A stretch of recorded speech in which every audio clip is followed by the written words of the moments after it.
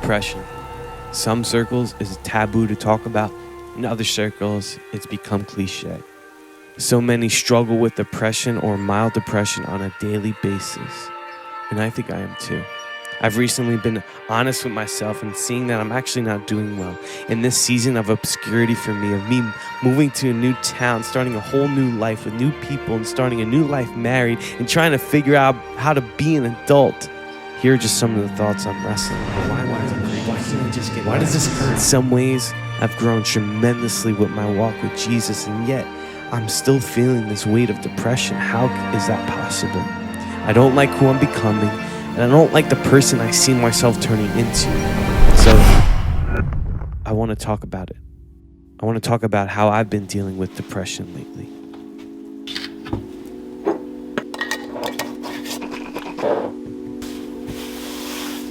You know, doing these type of videos, like, I'm not trying to look for attention. I really actually want to be authentic. And I don't want this to be like sobbing and moaning and kind of complaining the entire video. But I actually want to give hope at the end of this, and I want to be honest too, you know? I've never seen her like lay down. How you doing, baby? So like Jesus says, come to me, all who are weary and burdened, I'll give you rest. And honestly, I just feel like that's not been my experience.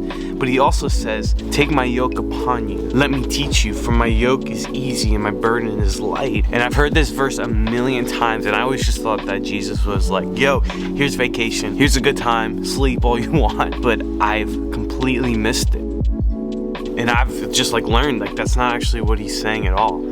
It's something actually totally different. And I think it has to do with the easy yoke. See, what I've been learning is that a yoke was a common idiom in the first century for a rabbi's way on how to be human. And so Jesus has a way on how to be human. He had a yoke too. And this yoke helps shoulder the weight of life, marriage, divorce, prayer, money, sex, conflict resolution, government, all of it. What made Jesus unique wasn't that he had a yoke. All rabbis had a yoke. It was that he had an easy yoke. But how does this have anything to do with depression? Well, it's realizing that Jesus' way of living is an easy yoke.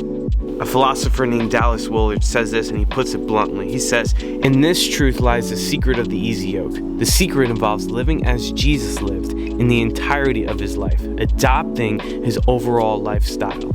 Bottom line is, if you want Jesus' life, you need to adopt his lifestyle. And to be honest, when I'm not doing this, I get really depressed. It's weird. When I'm not living his lifestyle, I'm just like thinking about the what ifs. And it starts producing within me these mild depression symptoms that I see. But this is how I'm fighting my depression.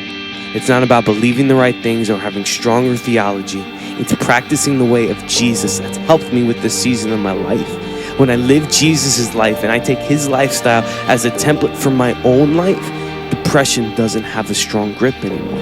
And what is that template? Well, as I read the Gospels, I see he spends a lot of time alone with his Father. Just for example, when I spend time with my Father, I dive into his word, I meditate on it, not just read it, that then I find comfort. Because many of the greatest people I adore struggle with depression as well.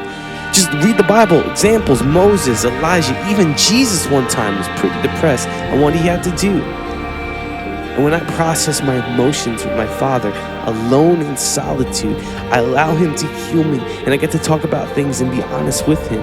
His Spirit is called a counselor for a reason.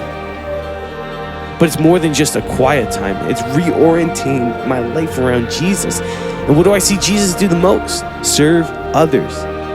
The King of Kings didn't come to be served, but to serve. And I know that my life is dark and I always try to focus on making myself happy. But when I look to others, when I look to help others that are in need, when I focus not on just my world, my depression loses grip again. Because this world and my life isn't just about me. There's not one all be all cure for depression.